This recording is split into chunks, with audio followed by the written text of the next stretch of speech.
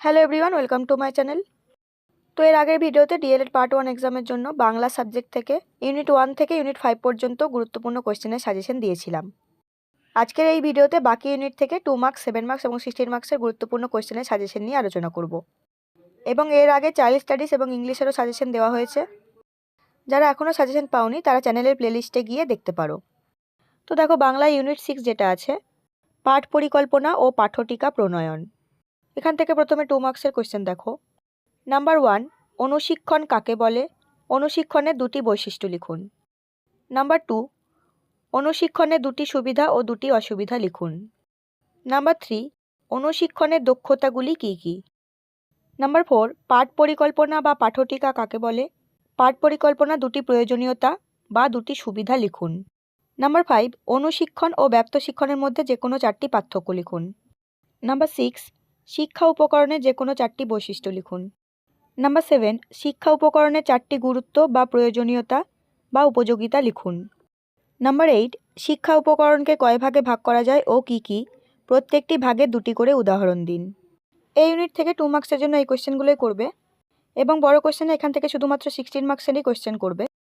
16 মার্কসের জন্য যে কোয়েশ্চেনটা করবে সেটা হলো প্রাইমারি সেকশনের বই থেকে যে কোনো একটা এককের ওপর একটা মাইক্রো লেসন প্ল্যান এবং একটা ম্যাক্রো লেসন প্ল্যান।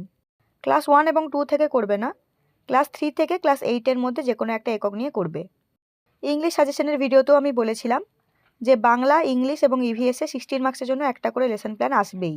তাই 16 মার্কসের জন্য যদি লেসন প্ল্যান করো তাহলে আর কোনো কোশ্চেন করার প্রয়োজন নেই। এবং একটা স্ট্র্যাটেজিও বলেছিলাম, আশা করছি অনেকেই দেখে নিয়েছো। আমি আর এই ভিডিওতে রিপিট করছি না। যারা দেখোনি তারা ইংলিশ সাজেশনের সেকেন্ড পার্টের ভিডিওটা দেখতে পারো। যে স্ট্র্যাটেজিটা বলেছিলাম সেই স্ট্র্যাটেজিটা তোমরা বাংলা এবং ইভিএসের ক্ষেত্রেও ফলো করতে পারো। এরপর দেখো, ইউনিট 7-এ আছে ব্যাকরণ শিক্ষণ। এখান থেকে 2 মার্কসে যেগুলো করবে, নাম্বার 1, ব্যাকরণ শিক্ষার সিদ্ধান্ত বা সূত্র পদ্ধতি ও বিশ্লেষণ পদ্ধতি কাকে বলে? 2টি করে সুবিধা ও অসুবিধা লিখুন। নাম্বার 2, ব্যাকরণ পাঠের 2টি উদ্দেশ্য বা গুরুত্ব বা প্রয়োজনীয়তা লিখুন। অথবা প্রাথমিক স্তরে ব্যাকরণ পড়ানোর প্রাথমিক উদ্দেশ্যগুলি কী কী? নাম্বার 3, আরোহী পদ্ধতি এবং অবরোহী পদ্ধতি কাকে বলে? উদাহরণ দিন। নাম্বার 4, আরোহী পদ্ধতি এবং অবরোহী পদ্ধতির মধ্যে যে কোনো 4টি পার্থক্য লিখুন। এবং বড় কোশ্চেনে যেগুলো করবে, নাম্বার 1, ব্যাকরণ শিক্ষার গুরুত্ব বা উদ্দেশ্য বা উপযোগিতাগুলি লিখুন। নাম্বার 2, ব্যাকরণ শিক্ষাদানের সমস্যাগুলি কী কী? নাম্বার 3, আরোহী এবং অবরোহী পদ্ধতির বৈশিষ্ট্য ও সুবিধা অসুবিধাগুলি উল্লেখ করুন। এরপর লাস্ট কোয়েশ্চেন নাম্বার 4, ব্যাকরণ শিক্ষাদানের যে কোনো 2টি পদ্ধতির নাম উল্লেখ করুন এবং যে কোনো একটি পদ্ধতি সম্পর্কে সংক্ষেপে আলোচনা করুন। অথবা ব্যাকরণ শিক্ষাদানের পদ্ধতিগুলি উল্লেখ করে সর্বশ্রেষ্ঠ পদ্ধতি কোনটি তা আলোচনা করুন। এরপর ইউনিট 8-এ আছে লিখন।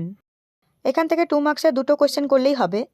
পত্র রচনা এবং অনুচ্ছেদ রচনা 2টি উপযোগিতা বা প্রয়োজনীয়তা লিখুন। নাম্বার 2, সৃজনাত্মক লিখন কেন অভ্যাস করা প্রয়োজন। এরপর ইউনিট 9-এ যেটা আছে সেটা না করলেও হবে, কারণ এখান থেকে যা কোয়েশ্চেন আছে সেগুলো কিন্তু আগের ইউনিটেও আছে। যেহেতু আগেই কোয়েশ্চেনগুলো দেওয়া হয়ে গেছে তাই একই কোয়েশ্চেন দুবার করে আর দিলাম না।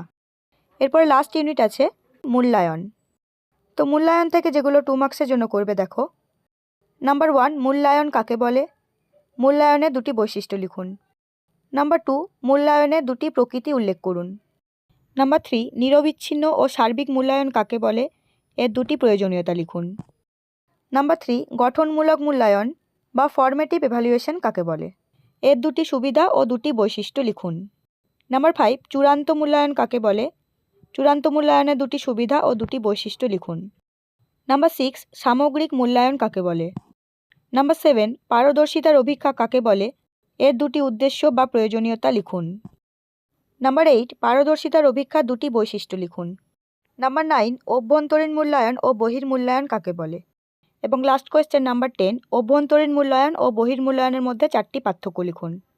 2 মার্কসের জন্য এই কোয়েশ্চেনগুলোই করবে এবং বড় কোয়েশ্চেনে একটাই কোয়েশ্চেন করবে, পাঠের ক্ষেত্রে মূল্যায়নের প্রয়োজনীয়তা বা গুরুত্ব বা উদ্দেশ্যগুলি লিখুন।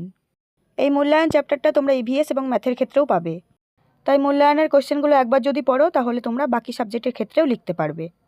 তো এটাই ছিল তোমাদের লাস্ট ইউনিটের সাজেশন। তো আজকের ভিডিওতে তোমাদের যে বাংলা সাজেশনগুলো দিলাম সেগুলো শুধুমাত্র তোমাদের টেক্সট বুক থেকে, কিন্তু এক্সামের সময় তোমাদের টেক্সট বুকের বাইরেও প্রশ্ন থাকে। সেই প্রশ্নগুলো থাকে বাংলা গ্রামার বা ব্যাকরণ থেকে। যখন তোমাদের ফাইনাল সাজেশন দেবো তখন ব্যাকরণ থেকেও প্রশ্ন থাকবে। তাহলে আজকের ভিডিও এই পর্যন্তই।